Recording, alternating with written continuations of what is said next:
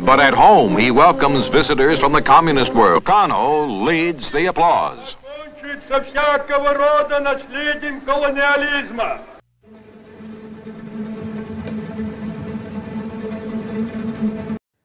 Baku hantam merahasiakan hubungan Uni Soviet dengan Indonesia. Demi menghargai perasaan Amerika Serikat sebagai fasilitator perjanjian Renville, Indonesia bersikeras menutupi hubungan dengan Uni Soviet. Desember 1949, Menteri Luar Negeri Republik Indonesia Muhammad Hatta menerima telegram dari Menteri Luar Negeri Uni Soviet Andrei Vyshinsky.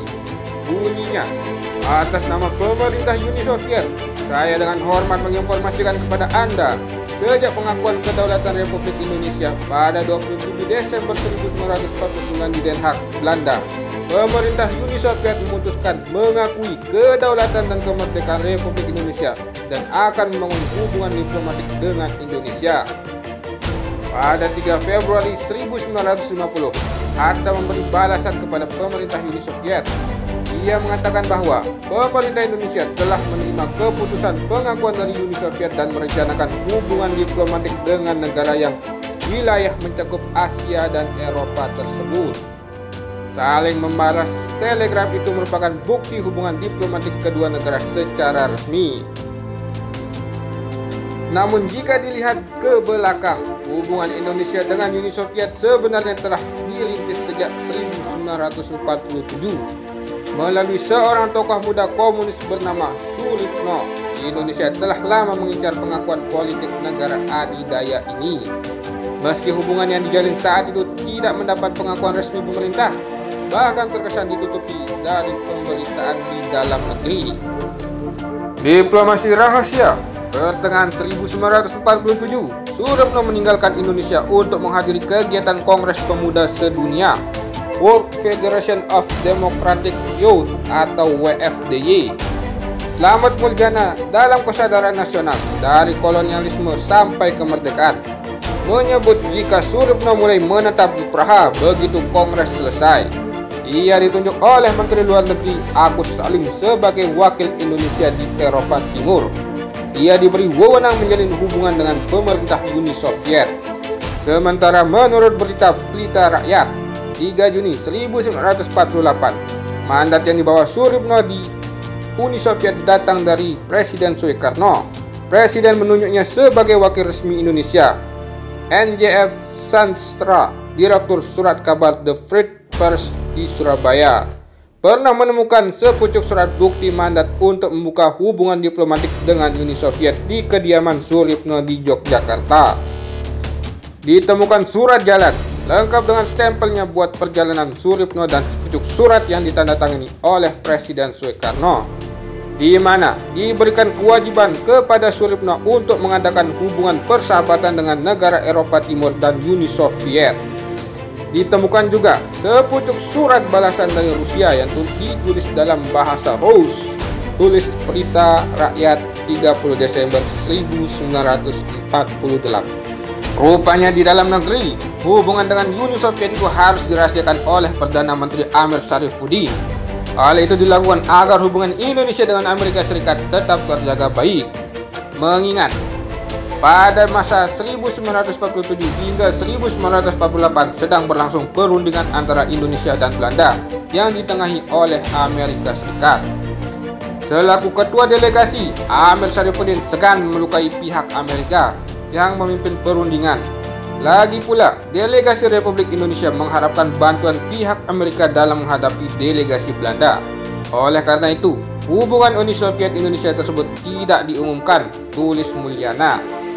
Tidak hanya masa Amir Syarifuddin, pada periode Kabinet Hatta pun hubungan Uni Soviet Indonesia tetap dirahasiakan. Hatta pun segan dengan Amerika. Ia tidak ingin keputusan mengumumkan secara terang-terangan hubungan mereka dengan Soviet malah menjadi bumerang bagi usaha di dalam negeri. Apalagi hubungan dengan Soviet masih belum tentu arahnya. Namun melalui Suripno, kata Mulyana, usaha diplomatik dengan Uni Soviet akhirnya menjadi jelas. Pemerintah Indonesia sepakat membuka hubungan konsuler pada awal tahun 1948. Diberitakan Harian Pelita Rakyat 28 Mei 1948. Kesepakatan kedua negara baru benar terjadi pada 19 Mei 1948. Siaran resmi stasiun radio Moskow menyebut jika penandatanganan perjanjian hubungan diplomatik antara Indonesia dan Uni Soviet telah selesai. Pemberitahuan itu mengejutkan Kabinet Hatta. Suryapno akhirnya dipanggil pulang dari Praha untuk memberikan keterangan terkait kesepakatan tersebut.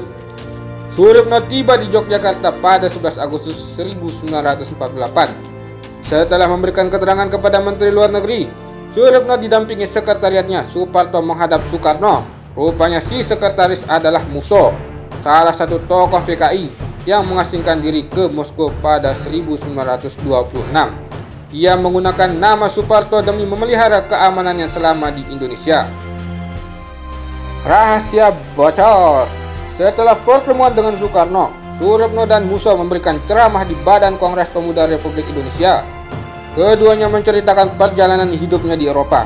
Tidak lupa mereka memuji-muji Uni Soviet yang dirasa memfasilitasi keduanya dengan baik.